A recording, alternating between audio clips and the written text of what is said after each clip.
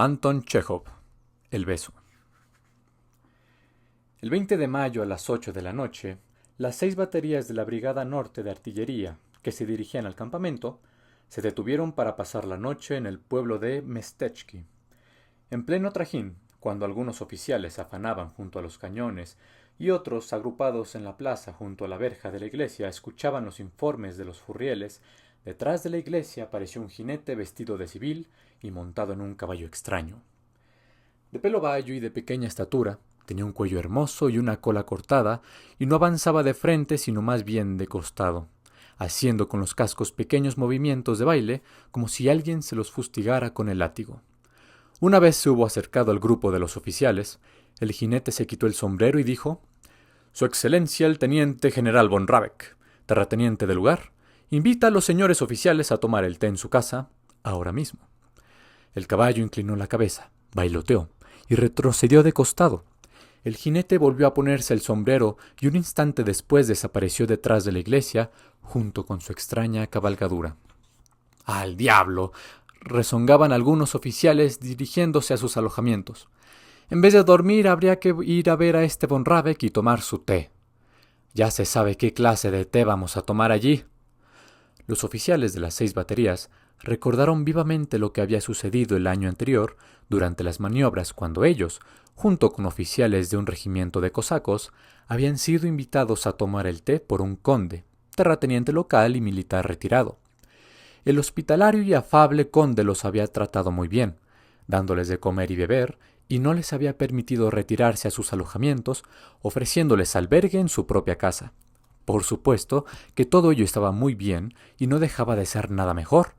Pero lo malo era que el militar retirado se había alegrado sobremanera de ver en su casa a los jóvenes. Hasta el amanecer estuvo relatando a los oficiales episodios de su gran pasado. Les hacía recorrer las habitaciones, mostrándoles cuadros de valor, antiguos grabados y colecciones de armas raras. Les leía cartas auténticas de altos personajes, mientras los exhaustos y fatigados oficiales escuchaban, miraban y, anhelando la cama, bostezaban furtivamente en las mangas. Cuando por fin el dueño de la casa los dejó libres, ya era tarde para acostarse. ¿No sería también así este von Rabeck? Fuera o no, ya no había nada que hacer. Los oficiales se arreglaron, se vistieron de la mejor manera y, formando un grupo compacto, fueron a buscar la casa del general. En la plaza cerca de la iglesia les dijeron que podían ir por el bajo, pasando por la iglesia, bajar hacia el río y caminar por la orilla hasta el mismo jardín, y luego las mismas alamedas ya los conducirían a la casa. O bien por el alto, directamente desde la iglesia, por el camino que a media versta de la aldea tocaban los graneros de la hacienda. Los oficiales decidieron ir por el alto. ¿Qué von Rabeck será este?, se preguntaban por el camino. ¿No será el que comandaba la división norte de caballería en Plevna? No, aquel no era von Rabeck, sino Rabe, a secas. Pero qué buen tiempo hace. Junto al primer granero el camino se bifurcaba. Un ramal iba derecho y se perdía en la oscuridad de la noche, otro giraba a la derecha y llevaba hacia la mansión señorial. Los oficiales optaron por este lado y comenzaron a conversar en voz más baja. Por ambos lados del camino se extendían los graneros, hechos de piedra con tejados de color rojo, macizos y sombríos, muy parecidos a los cuarteles de una ciudad provinciana. Por delante brillaban las iluminadas ventanas de la mansión. «Señores, buena señal», dijo uno de los oficiales. «Nuestro setter marcha delante de todos. Quiere decir que huele alguna presa». El teniente Lobitko, que iba adelante, era un hombre alto y robusto, pero sin bigote. Tenía más de 25 años, aunque en su redonda y satisfecha cara no se sabe por qué aún no había aparecido la vegetación. En la brigada tenía fama de saber adivinar desde lejos la presencia de las mujeres. Se dio la vuelta y dijo: «Sí, debe de haber mujeres aquí. Me lo dice el instinto». En el umbral de la casa los oficiales fueron recibidos por el mismo von Rabeck, un anciano de respetable aspecto de unos 60 años, vestido con ropas civiles. Mientras estrechaba la mano a los invitados, les dijo que se sentía muy contento y feliz, pero que encarecidamente y por el amor de Dios, rogaba a los señores oficiales que lo disculparan por no haberlos invitado a pernoctar en su casa. Habían llegado 2 hermanas suyas con hijos. varios hermanos y también algunos vecinos, de modo que no le quedaba ni una sola habitación libre. El general les estrechaba la mano a todos, pedía disculpas y sonreía, pero en su cara se notaba que estaba mucho menos contento por las visitas que el conde del año anterior, y que si había invitado a los oficiales solo había sido porque así lo exigían, según su opinión, las normas de cortesía. Los propios oficiales, subiendo la mudilla escalera y escuchándolo, sentían que habían sido invitados a esta casa solo porque hubiera sido incómodo no hacerlo, y a la vista de los lacayos que se apresuraban a encender las luces abajo, en la entrada y arriba en el vestíbulo, les pareció que introducían consigo la inquietud y la alarma. Allí donde se habían reunido, probablemente a causa de algún acontecimiento familiar, 2 hermanas con sus hijos, varios hermanos y aún los vecinos, ¿puede causar alegría la presencia de 19 oficiales desconocidos? Arriba, en la entrada del salón, los invitados fueron recibidos por una anciana alta y esbelta, de rostro alargado y cejas negras, muy parecido a la emperatriz Eugenia. Con una sonrisa amable y majestuosa, decía que se alegraba mucho de ver a las visitas en su casa y se disculpaba por verse privados, ella y su marido, de la posibilidad de ofrecerles alojamiento en esta ocasión. Por su majestuosa y bella sonrisa, que desaparecía instantáneamente cada que ella, por algún motivo, se volvía hacia otro lado, se notaba que en su vida había visto muchos señores oficiales, que en este momento estaba ocupada con otras cosas y que si bien los había invitado, lo hizo solo porque lo exigían su educación y la posición que ocupaba en la sociedad. En el gran comedor, a donde pasaron los oficiales, ocupando un lado de la larga mesa, se hallaban sentados tomando el té una docena de señoras y caballeros, jóvenes y de edad madura. Un oscuro grupo de hombres, envuelto por el leve humo de cigarros, se encontraba de pie, detrás de las sillas de los comensales. Un joven delgado, de patillas coloradas, decía algo en inglés en voz alta y tartajeando.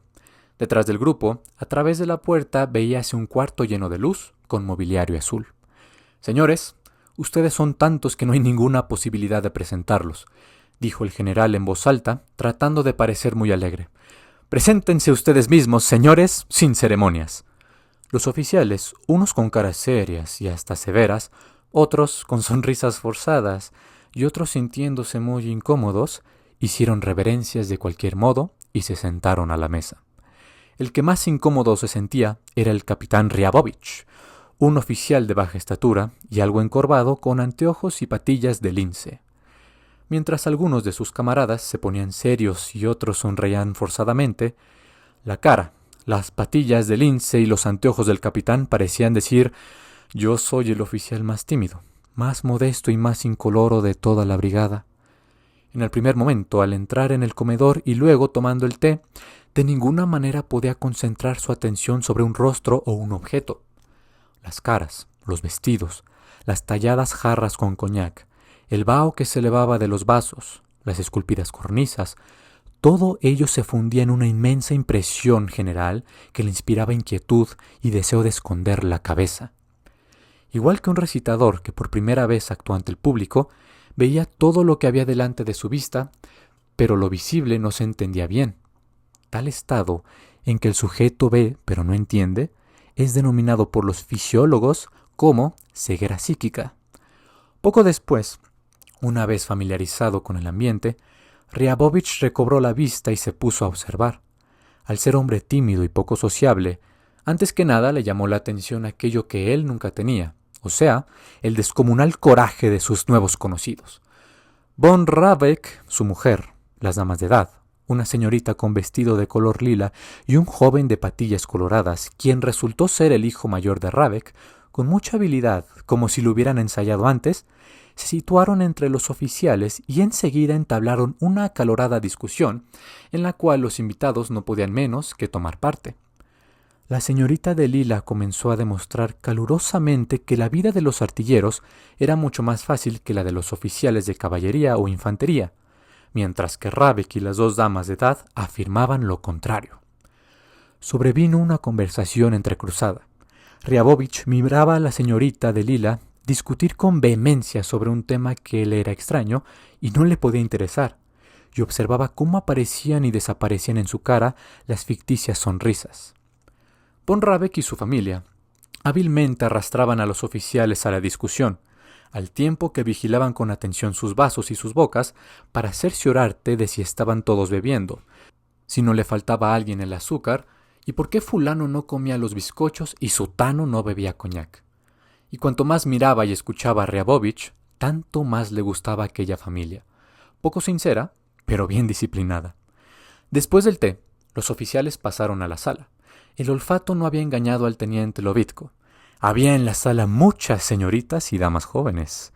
El teniente Setter ya estaba al lado de una jovencita rubia, vestida de negro, y doblándose temerariamente como si se apoyara sobre un sable invisible. Sonreía y movía sus hombros con coquetería. Las cosas que decía probablemente no tenían ningún sentido, pero con todo resultaban interesantes, puesto que la rubia miraba con cierta condescendencia su cara satisfecha y le preguntaba en tono indiferente: ¿será posible? Y por este desapasionado ¿será posible?, el Setter, si hubiese sido inteligente, habría podido deducir que difícilmente le gritarían ¡adelante!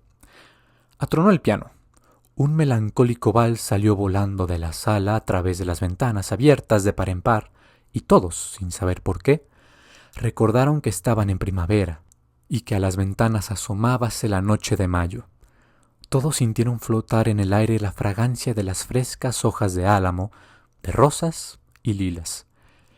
Riabovich, en quien, bajo la influencia de la música, comenzó a ser evidente la acción del coñac que había bebido, miró de reojo hacia la ventana, sonrió y se puso a observar los movimientos de las mujeres. Y le parecía ya que el aroma de las rosas, álamo y lilas no provenía del jardín, sino de los rostros y los vestidos de las mujeres.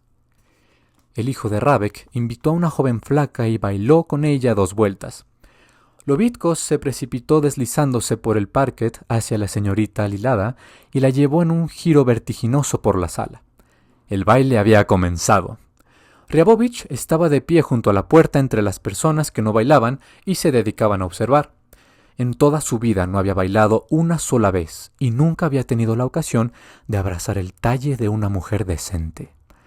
Le gustaba enormemente ver que un hombre, a la vista de todos, hacía a una joven desconocida por el talle y le ofrecía su hombro como sostén, pero de ninguna manera podía imaginarse a sí mismo en la posición de ese hombre.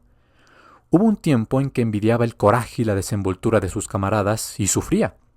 La conciencia de que era tímido, encorvado e incoloro, de que tenía un talle largo y unas patillas de lince, lo hería hondamente. Pero con los años, esa conciencia se hizo habitual y ahora, mirando a las parejas que bailaban o a las personas que hablaban en voz alta, ya no les tenía envidia y solo se conmovía tristemente. Cuando comenzó la cuadrilla, el joven von Rabeck se acercó a los que no bailaban e invitó a 2 oficiales a una partida de billar. Estos accedieron y salieron con él de la sala. Riabovich, que no tenía nada que hacer y que deseaba tomar parte, de cualquier manera que fuese, en el movimiento general, se fue lentamente tras ellos. Pasaron por una sala de estar. Luego, por un estrecho pasillo de cristales, llegaron a una habitación en la cual 3 soñolientas figuras de lacayos saltaron de los divanes al verlos.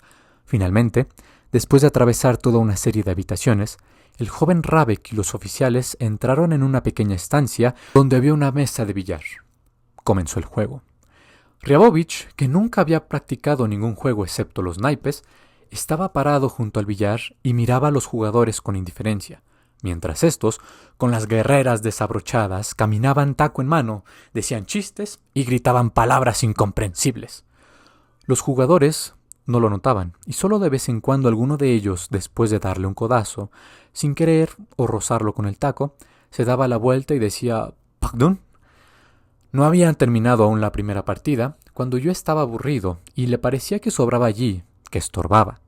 Sintió deseos de volver al salón y salió. En el regreso, tuvo que vivir una pequeña aventura. A mitad del camino se dio cuenta de que no iba por donde tenía que ir. Recordaba perfectamente que debía encontrarse con 3 soñolientas figuras de lacayos, pero había pasado ya 5 o 6 habitaciones sin haberlas visto, como si hubiesen sido tragadas por la tierra. Al notar su error, desanduvo una parte del camino, tomó a la derecha y fue a parar a un despacho semioscuro que no había visto cuando iba a los billares. Después de cavilar medio minuto, Abrió resueltamente la primera puerta que vio y entró en una habitación completamente oscura. Delante de él veíase la hendidura de una puerta por la que se filtraba una brillante luz. A través de la puerta llegaban los amortiguados sonidos de una triste mazurca. Igual que en la sala, las ventanas aquí estaban abiertas de par en par y olía a rosas, álamo, lilas. Riabovich se detuvo pensativo. En este instante oyó inesperadamente unos pasos presurosos y el murmullo de un vestido. Una jadeante voz femenina susurró «¡Por fin!» y dos suaves perfumados brazos, sin duda femeninos, envolvieron su cuello. Su mejilla sintió el roce de otra mejilla tibia y al mismo tiempo resonó un beso. Pero enseguida, la que besaba dejó escapar un grito ahogado y, según le pareció a Riabovich, se apartó de él de un salto y con repugnancia. También él estuvo por lanzar un grito y se precipitó hacia la luminosa rendija de la puerta. Cuando volvió a la sala, su corazón latía y sus manos temblaban en forma tan visible que se apresuró a esconderlas detrás de una espalda. Al principio, lo torturaban la vergüenza y el miedo de que toda la sala supiera que hacía un instante lo habían abrazado y besado una mujer. Se encogía y miraba inquieto para todos lados, pero al convencerse de que todo el mundo seguía bailando y charlando tranquilamente, se entregó por entero a una sensación nueva, que nunca había experimentado antes. Le ocurría algo raro. Su cuello, que acababa de rodear unos brazos suaves y olorosos, estaba impregnado, según le parecía, de una esencia. Sobre su mejilla, cerca del bigote izquierdo, donde lo había besado la desconocida, estremecíase un leve y agradable frescor, como de gotas de menta, y cuanto más frotaba este sitio, más fuerte lo sentía, y todo su ser, desde la cabeza hasta los pies, se hallaba embargado por un sentimiento nuevo y extraño que iba creciendo más y más. Tuvo ganas de bailar, hablar, correr al jardín, reír a carcajadas. Se olvidó por completo de que era algo encorvado e incoloro, que tenía patillas de lince y un aspecto indefinido. Así fue denominada una vez su apariencia exterior en una conversación entre damas que él había escuchado sin querer. Cuando la mujer de Rabeck pasó cerca, él le sonrió tan amplia y cariñosamente que ella se detuvo y le dirigió una mirada interrogativa. «Su cara me gusta enormemente», le dijo, acomodándose los lentes. La generala sonrió y le contó que la casa pertenecía aún a su padre. Luego le preguntó si sus padres vivían, cuánto tiempo estaba en el servicio, por qué estaba tan flaco y otras cosas. Después de recibir las respuestas a sus preguntas, ella prosiguió su camino, mientras que él, tras esta conversación, empezó a sonreír con más afabilidad y pensó que lo rodeaban magníficas personas. Durante la cena, Riabovich comía maquinalmente todo lo que le servían y bebía, y sin escuchar a nadie, trataba de explicarse la reciente aventura. Esta revestía un carácter misterioso y romántico, pero no era de difícil explicación. Seguramente alguna señorita o dama había concertado con alguien una cita en el cuarto oscuro. Esperó un largo rato, y al estar nerviosa y excitada, tomó a Riabovich por su héroe. Ello era tanto más probable por cuanto Riabovich, al pasar por la habitación oscura, se detuvo pensativo, o sea, tenía el aspecto de un hombre que también esperaba algo. Así se explicó Riabovich el beso recibido. ¿Y quién será ella?, pensaba, observando las caras femeninas. Debe de ser joven porque las viejas no van a las citas. Además, debe de ser culta, lo que se adivinaba por el roce de su vestido, por su perfume, por su voz.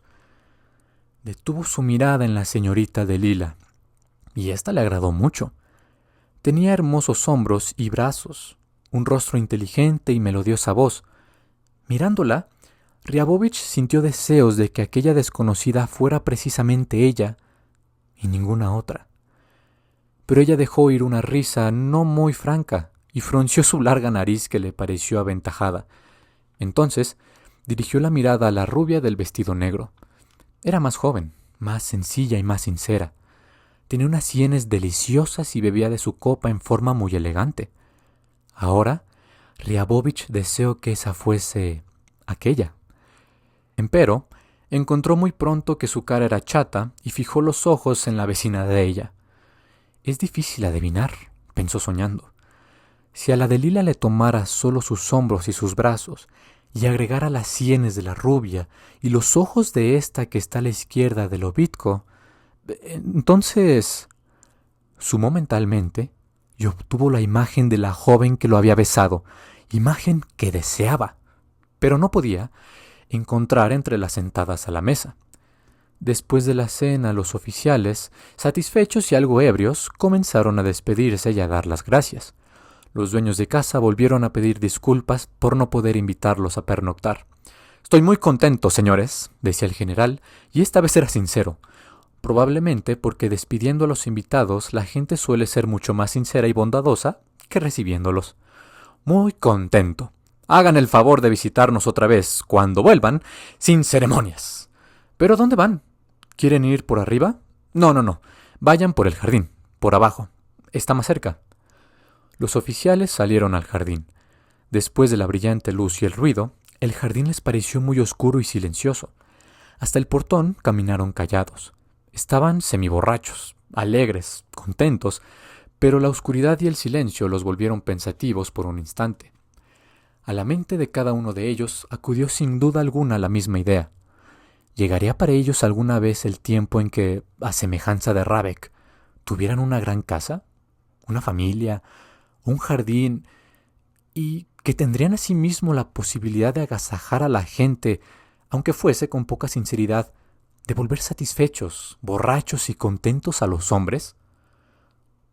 Una vez fuera del jardín, todos se pusieron a hablar a la vez y a reír en voz alta sin ninguna causa. Caminaban ahora por el sendero que descendía hacia el río y luego corría junto a él, rodeando los arbustos costeros, los baches y los sauces inclinados sobre el agua. La orilla y el sendero eran apenas visibles, mientras que la otra orilla se hundía toda en las tinieblas. Aquí y allá, en el agua oscura reflejábanse las estrellas, temblaban y tornábanse difusas, y sólo por eso podían adivinarse el rápido correr del río.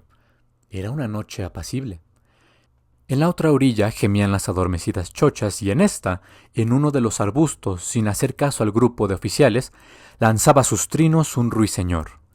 Los hombres quedaron parados un rato junto al arbusto y lo tocaron, pero el ruiseñor seguía cantando. «¿Cómo es, eh?», se oyeron las exclamaciones de aprobación. «Estamos aquí, al lado, pero no nos tienen en cuenta para nada. ¡Qué pillo!». En el final del camino el sendero iba elevándose y al llegar a la verja de la iglesia, entraba en la carrera.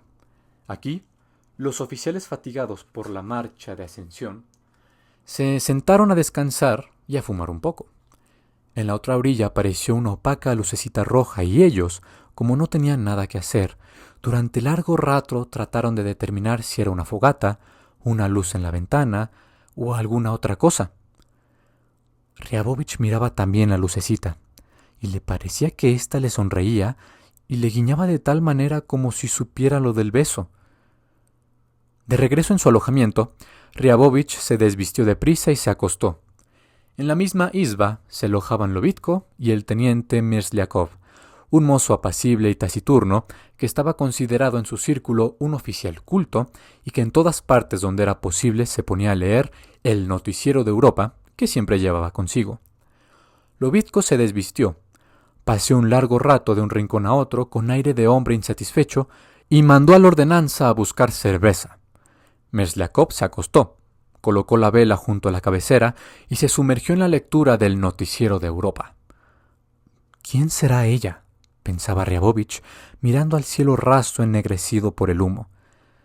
Le parecía que su cuello estaba aún rociado con una esencia y junto a su boca sentía el frescor de unas gotas de menta. En su imaginación pasaban los hombros y los brazos de la señorita de Lila, las sienes y los ojos sinceros de la rubia vestida de negro, talles, vestidos, prendedores. Trató de fijar su atención en estas imágenes, pero saltaban, se diluían, parpadeaban. Cuando en el amplio fondo negro que ve todo hombre al cerrar los ojos, estas imágenes desaparecían en forma total, comenzaba a oír pasos presurosos, el rumorcillo de un vestido, el sonido de un beso, y le invadía una intensa alegría sin causa ninguna. Entregado a esta alegría, oyó regresar a la ordenanza notificando que no había cerveza. Lobitko se mostró sumamente indignado y volvió a pasar por la habitación. «¡Vaya un idiota!», decía deteniéndose ora frente a Ryabovich, ora delante a Merslyakov. «¿Cuánto necio y tonto tiene que ser uno para no encontrar una cerveza, eh? ¿No es un canalla?». «Pues claro que aquí en la aldea no se puede conseguir cerveza a estas horas», dijo Merslyakov, sin apartar la vista del noticiero de Europa. «Ah, sí. ¿Está usted seguro?», insistía Lobitko. «Por Dios, enviadme a la luna y no tardaré en encontrar cerveza y mujeres. Ahora mismo iré a buscarla. Podrían tildarme de mentiroso si no encuentro nada». Se estuvo vistiendo sin prisas y calzando sus altas botas. Luego fumó en silencio un cigarrillo y salió. «Rabek, Grabek, Blavek», murmuró, deteniéndose en el zaguán. «No tengo ganas de ir solo, corcholis». «Ryabovich, ¿no quiere hacer conmigo una promenade, eh?». Al no obtener respuesta, volvió, se desvistió sin prisa y se acostó. Merslyakov suspiró, dejó a un lado el noticiero de Europa y apagó la vela. «Parece mentira», barbotó Lobitko, encendiendo el cigarrillo en la oscuridad. Ryabovich se tapó la cabeza, se acurrucó, comenzó a juntar las imágenes que revoloteaban en su mente para formar con ellas una unidad, pero no obtuvo ningún resultado. Pronto se quedó dormido y su último pensamiento fue el de alguien que lo había acariciado y alegrado y que en su vida había sucedido algo descomunal y aún estúpido, pero sumamente bueno y festivo. Este pensamiento tampoco lo dejó durante el sueño. Cuando despertó, la sensación de esencia en su cuello y la frescura de menta cerca de sus labios había desaparecido. Pero la alegría, igual que la noche anterior, cual una ola, agitábase en su pecho. Miró con entusiasmo el marco de la ventana dorado por el sol y prestó atención al movimiento que había en la calle. Cerca de la ventana, alguien hablaba en voz alta. El comandante de la batería Lebedetsky, quien acababa de alcanzar a la brigada en voz muy alta, por la falta de costumbre de hablar bajo, conversaba con el sargento. «¿Y qué más?», gritó el comandante. «Ayer, al cambiar las cerraduras, lastimaron al palomito, señoría. El veterinario le aplicó arcilla con vinagre. Ahora lo llevan por la brida separado. Asimismo, señoría, el cerrajero Artemiev se emborrachó ayer y el teniente mandó colocarlo sobre el abatrén de la cureña de reserva». El sargento informó también de que Karpov había olvidado los cordones de las trompetas y los palos para las tiendas de campaña, y que anoche los señores oficiales habían estado de visita en la casa del general Rabek. En medio de la conversación, asomó por la ventana la cabeza de Lebedetsky y con su barba rojiza. Entornados sus miopes ojos, miró las fisonomías soñolientas de los oficiales y saludó. «¿Está todo en orden?», preguntó. «El caballo de tiro se hizo una llaga en la cerviz», respondió Lobitko bostezando, «con los nuevos arneses». El comandante suspiró, pensó un rato y dijo en voz alta: «Creo que iré todavía a casa de Alejandra Bravovna. Hay que hacerle una visita». «Bueno, adiós entonces. Hacia la noche los alcanzaré». Un cuarto de hora después, la brigada emprendió la marcha. Al avanzar por el camino frente a los graneros, Ryabovich miró hacia la derecha, donde se hallaba la mansión señorial. Las persianas estaban bajas. Por lo visto, todos dormían aún en la casa. Dormía también la que anoche había besado a Ryabovich. Este tuvo ganas de imaginársela dormida. La ventana del dormitorio abierta de par en par. Las verdes ramas que se asoman a esta ventana. La frescura matinal. El olor a lilas, álamo y rosas. La cama. La silla y sobre ésta el vestido que había murmurado anoche. Los zapatitos y el relojito sobre la mesa. Todo eso lo vio dibujado con claridad y nitidez, pero los rasgos de la cara, la deliciosa sonrisa del sueño, o sea, justamente aquello que era importante y característico, se escurría de su imaginación como el mercurio entre los dedos. Habiendo pasado una media versta, miró hacia atrás. La iglesia de color amarillo, la mansión, el río y el jardín aparecían inundados de luz. El río, con sus orillas de un intenso color verde, reflejando el cielo azul y brillando al sol aquí y allá, estaba muy bello. Riabovich miró por última vez el lugar y se sintió tan triste como si dejara algo muy familiar y querido. Mientras tanto, sobre el camino extendíase ante la vista los cuadros hacía tiempo conocidos y poco interesantes. A la derecha y a la izquierda yacen los campos de centeno y de alforfón, con los grajos que saltan. Por delante, uno ve polvo y nucas. Al volverse atrás, se ven el mismo polvo y las caras. Delante de todos marchan 4 hombres con sables. Es la vanguardia. Detrás de ellos va la multitud de cantores y detrás de estos los trompetistas montados. La vanguardia y los cantores, como los antorcheros de las pompas fúnebres, a cada rato se olvidan de la distancia prescrita por el reglamento y se adelantan demasiado. Riabovich se halla junto al primer cañón de la 5ª batería. Ve las 4 baterías que marchan delante de él. Para un hombre civil, esa larga y pesada caravana que representa una brigada en marcha parece una mezcolanza complicada y poco comprensible. No se entiende por qué hay tantos hombres junto a una pieza de artillería y por qué la llevan tantos caballos atados con arneses extraños, como si aquella efectivamente fuera tan terrible y pesada. Para Riabovich todo está claro y por lo tanto es muy poco interesante. Sabe hace tiempo para qué delante de cada batería, junto con el oficial, marcha un pirotécnico y cómo se llaman los jinetes que le siguen y los caballos que ellos montan. También eso es muy poco interesante para él. Luego siguen 2 caballos de tiro, uno de ellos montado por un conductor con el polvo del día anterior en su espada y con un tosco y ridículo madero colgado en la pierna derecha. Riabovich conoce la función de este madero y no le parece ridículo. Todos los conductores agitan maquinalmente sus látigos y de vez en cuando gritan. El cañón es feo. Sobre la batrén yacen bolsas con avena, cubiertas con una lona. Hay teteras, mochilas y bolsitas colgadas sobre el mismo cañón, de modo que éste tiene el aspecto de un pequeño inofensivo animal, rodeado no se sabe para qué por hombres y caballos. A sus costados, agitando los brazos, marchan 6 hombres de servicio. Detrás de la pieza siguen nuevamente las 3 clases de conductores y se arrastra otro cañón, tan feo y poco imponente como el primero. Tras él siguen la 3ª y la 4ª pieza, junto a la 4ª, otro oficial, etc. Hay 6 baterías en la brigada y en cada batería 4 piezas. La caravana se extiende a media versta y concluye con el convoy a la intendencia, junto al cual camina, pensativa y gacha, su cabezota de largas orejas, una figura en extremo simpática. El burro Magor, traído de Turquía por el comandante de una batería.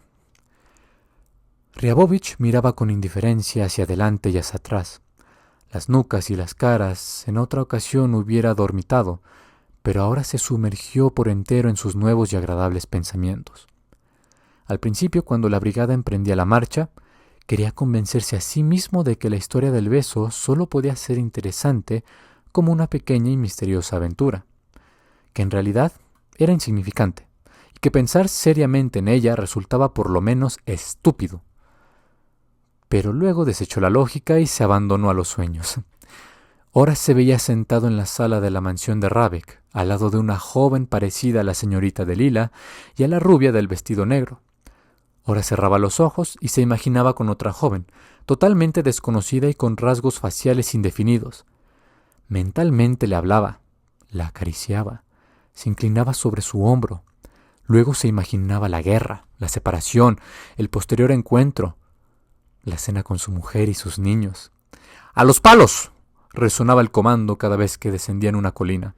Él también gritaba ¡a los palos!, y se sentía temeroso de que este grito pudiera interrumpir sus sueños y volverlo a la realidad. Pasando delante de una propiedad, Riabovich miró a través de la empaladiza al jardín. Ante su vista corrió una larga alameda, recta como una regla, cubierta de arena amarilla y bordeada por jóvenes abedules. Con el fervor de un soñador imaginó pequeños pies femeninos caminando por la arena amarilla e inesperadamente en su visión se dibujaron con nitidez los rasgos de aquella que lo habían besado y que él había sabido componer en la víspera durante la cena. Esta imagen quedó fijada en su cerebro y no lo abandonaba. A mediodía detrás, cerca del convoy de la intendencia, se oyó un grito. «¡Firme! La vista a la izquierda, señores oficiales. En un coche tirado por un par de caballos blancos, pasó el general de brigada. Se detuvo junto a la segunda batería y gritó algo que nadie entendió. Varios oficiales, incluso Ryabovich, galoparon hacia él. ¿Y bien? ¿Cómo van las cosas?, preguntó el general parpadeando con sus ojos colorados. ¿Hay enfermos? Recibidas las respuestas, el general menudo y flaco masticó con los labios, pensó un rato y dijo, dirigiéndose a uno de los oficiales: en su batería, el conductor de tiro del tercer cañón sacó la rodillera y la colgó en el avantren. ¡Canalla! ¡Castíguelo! Luego levantó los ojos sobre Ryabovich y prosiguió: examine sus arneses. Me parece que las correas centrales son demasiado largas. Después de hacer algunas otras aburridas observaciones, el general miró a Lobitko y sonrió. «¿Y usted, teniente Lobitko? Tiene hoy un aspecto muy triste», le dijo. «¿Extraña a la señora Lopujova?» La Lopujova era una dama muy voluminosa y muy alta, que hacía tiempo había pasado los 40. El general, quien sentía ardoroso entusiasmo por las damas corpulentas, de cualquier edad que fuesen, creía que también sus oficiales profesaban la misma devoción. Los oficiales sonrieron respetuosamente. El comandante, contento de haber dicho algo gracioso y mortificante, lanzó una carcajada, tocó la espada del cochero e hizo el saludo militar. El cochero reanudó la marcha. Todo con lo que estoy ahora soñando y lo que me parece imposible e irreal, ¿es en verdad una cosa muy común?, pensaba Ryabovich, contemplando las nubes de polvo que corrían tras el coche del general. Es algo muy común y todo el mundo lo ha vivido. Este general, por ejemplo, ha amado en su tiempo. Ahora está casado, tiene hijos. El capitán Thatcher también está casado y es amado, a pesar de su nuca colorada y fea y de su figura poco esbelta. Salmanov es grosero, tiene mucho de tártaro y, sin embargo, ha tenido un romance que concluyó con la boda. Soy igual que todos los demás y tarde o temprano pasaré por lo que han pasado todos. La idea de que era un hombre común y que su vida era común lo alegró y lo reconfortó. Se puso a dibujar en su mente a ella y a su dicha con coraje, a su antojo, sin contener ya su imaginación. Cuando de noche la brigada llegó a su destino y los oficiales descansaban en sus tiendas, Ryabovich, Merzliakov y Lobitko estaban cenando, sentados alrededor de un baúl. Merzliakov comía sin prisa y masticando leía el noticiero de Europa que sostenía sobre las rodillas. Lobitko charlaba sin parar y echaba cerveza en su vaso, mientras que Ryabovich, con la cabeza trastornada por los sueños del día entero, bebía en silencio. Después de tomar 3 vasos se sintió algo embriagado y débil y tuvo un incontenible deseo de compartir con sus camaradas nuevas sensaciones. Una extraña historia sucedió conmigo en casa de aquellos Rabeck, comenzó diciendo y trató de dar a su voz un tono indiferente y algo irónico. Resulta que cuando me dirigí a la mesa del billar, se puso a contar con todos los detalles la historia del beso y al cabo de 1 minuto se quedó callado. Lo contó todo en 1 minuto y se sintió enormemente sorprendido por haber necesitado tan poco tiempo para su relato. Le parecía que el caso del beso hubiera podido narrarse durante una noche entera. Después de escucharlo, Lobitko, que mentía con frecuencia y que por lo tanto no creía a nadie, lo miró con desconfianza y sonrió. Merzliakov movió las cejas y, sin apartar la vista del noticiero de Europa, dijo en tono tranquilo: «Qué cosa tan rara. Se arroja al cuello de uno sin avisar. Debe de tener alteraciones psíquicas». «Sí, debe de tenerlas», convino Ryabovich. «Un caso parecido me ocurrió a mí una vez», dijo Lobitko con ojos asustados. «El año pasado me voy a Kovno. Saco el pasaje de 2ª clase. El vagón está repleto y no hay ninguna posibilidad de dormir. Le doy al guarda 50 kopeikas de propina. Este coge mi equipaje y me conduce a un compartimiento. Me acuesto y me cubro con la manta. Oscuridad absoluta, ¿saben? De repente, siento que alguien me roza el hombro y me respira en la cara. Muevo la mano y tropiezo con un codo. Abro los ojos y ¿qué me dicen? Era una mujer. ojos negros, labios rojos, como un buen salmón. Las aletas de la nariz respiran pasión. El pecho... Permítanme, interrumpió tranquilamente Merzliakov. En cuanto al pecho lo comprendo. Pero ¿cómo pudo usted ver los labios si el vagón estaba a oscuras? Lovitko empezó a maniobrar y a reír de la falta de comprensión de Merzliakov. Ryabovich se sintió molesto.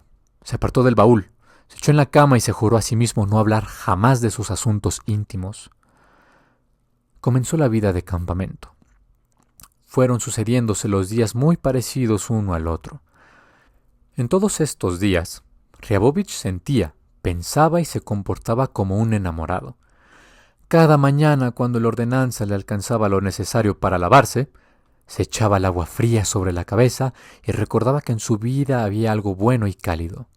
Por las noches, cuando sus camaradas comenzaban una plática sobre el amor y las mujeres, prestaba atención y se acercaba, con la expresión que suelen tener en la cara los soldados al escuchar el relato de la batalla en la que ellos mismos habían tomado parte. Y en aquellas noches, cuando los oficiales, un tanto bebidos y encabezados por el setter Lovitko, efectuaban asaltos donjuanescos al suburbio del pueblo, Ryabovich, que tomaba parte en ellos, cada vez estaba más triste. Se sentía muy culpable y mentalmente le pedía perdón a ella. En las horas de ocio o en las noches de insomnio, cuando tenía ganas de recordar su infancia, al padre, la madre y todo lo familiar y querido, también recordaba sin falta el pueblo de Mestechki, el extraño caballo, a Rabek y su mujer, parecida a la emperatriz Eugenia, la oscura habitación, la brillante hendidura de la puerta. El 31 de agosto regresaban del campamento, pero ya no con la brigada, sino con 2 baterías. Durante todo el trayecto estaba soñando, emocionado como si viajara a su lugar natal. Tenía apasionado deseo de volver a ver el extraño caballo, la iglesia, la insincera familia de los Rabek, la habitación oscura, la voz interior, que tan a menudo engaña a los enamorados, le susurraba que sin falta la vería a ella. Y lo torturaban las preguntas. ¿Cómo sería su reencuentro con ella? ¿De qué hablarían? ¿Recordaría ella el beso? En el peor de los casos, pensaba aún si no encontrara con ella, ya sería agradable el solo hecho de dar una vuelta por el cuarto oscuro y recordar. Al anochecer, aparecieron en el horizonte la conocida iglesia y los blancos graneros. El corazón de Ryabovich comenzó a latir con más fuerza. Sin escuchar al oficial que iba montado a su lado y le contaba algo, y olvidándose de todo, escudriñaba con avidez el río que brillaba a lo lejos, los tejados de la mansión, el palomar sobre el cual volaban en círculo las palomas iluminadas por el sol poniente. Aproximándose a la iglesia y luego escuchando el informe del furriel, esperaba que cada instante apareciera detrás de la verja a un jinete con que los invitara a una taza de té, pero el informe de los furrieles había terminado. Los oficiales habían desmontado sus cabalgaduras y se habían dirigido lentamente hacia el pueblo, y el jinete emisario seguía sin aparecer. Ahora Rabek se va a enterar por los mujiks de nuestra llegada y enviará a buscarnos, pensaba Ryabovich, entrando en la isba y preguntándose con sorpresa para qué su camarada encendía una vela y para qué los ordenanzas tenían tanto apuro en preparar los samovares. Lo invadió una honda inquietud. Se acostó, luego se levantó y miró por la ventana si venía el jinete, pero éste no venía. Volvió a acostarse. Media hora después se levantó y sin poder contener la inquietud salió a la calle. Se dirigió a la iglesia. La plaza cerca de la verja se hallaba oscura y desierta. 3 soldados estaban parados junto a la bajada y guardaban silencio. Al ver a Ryabovich, se encuadraron de pronto, haciendo el saludo militar. Él les contestó el saludo y comenzó a bajar por el conocido sendero. En la otra orilla, todo el cielo estaba impregnado de color purpurino. Salía la luna. 2 campesinas, conversando en voz alta, caminaban por la huerta y arrancaban las hojas de repollo. Detrás de las huertas veíanse las oscuras manchas de varias isbas, mientras que en esta orilla todo era igual que en mayo. El sendero, los arbustos, los sauces inclinados sobre las aguas, solo que el valiente ruiseñor ya no se dejaba oír, ni había olor a pasto fresco ni a álamo. Al llegar al jardín, Riabovich miró por la portezuela. El jardín permanecía oscuro y silencioso. No se veían sino los blancos troncos de los abedules cercanos y un tramo de alameda. Todo el resto estaba fundido en una masa negra. Riabovich aguzó ávidamente el oído y la vista, pero al cabo de un cuarto de hora, sin haber percibido ningún rumor ni lucecita, se retiró lentamente. Acercóse al río. Vio por delante los blancos contornos de los baños del general y las toallas que colgaban de los pasamanos del puentecillo. Subió al puente, se quedó ahí parado un rato y sin ninguna necesidad tocó una toalla. Esta era fría y áspera. Miró hacia abajo, al agua. El río corría rápido y murmuraba apenas junto a las estacas de los baños. La rojiza luna reflejábase cerca de la orilla izquierda. Las pequeñas olas corrían sobre el reflejo. Lo distendían, lo rompían en pedazos, y parecía querían llevarlo consigo. ¡Qué tontería! ¡Qué tontería!, pensó Riabovich mirando correr el agua. ¡Qué poco razonable es todo esto!